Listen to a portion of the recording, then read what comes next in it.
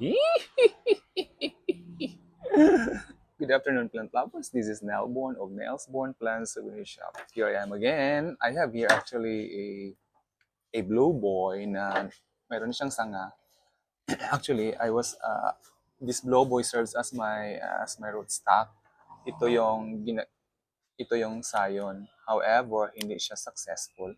Now this time, I want to use this again as a rootstock.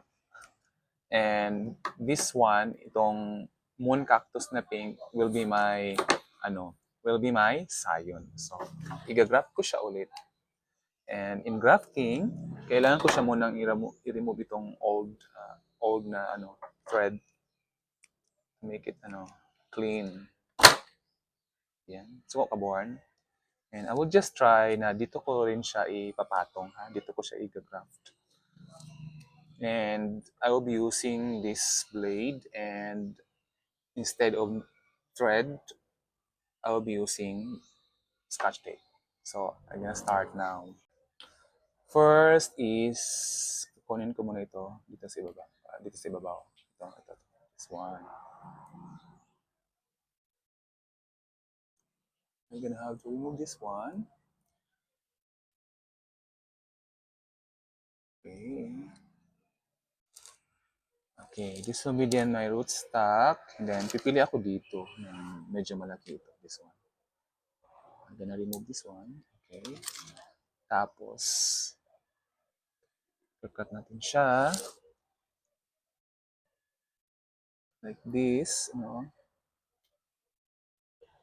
I hope this will become successful. Ayan.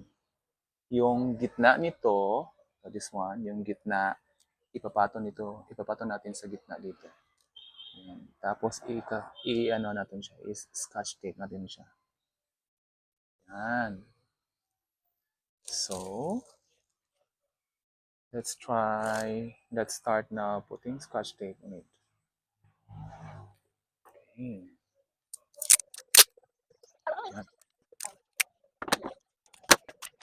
Tapos, yan. Scotch tape. Taste.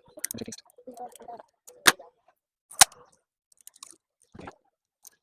So, I'm done.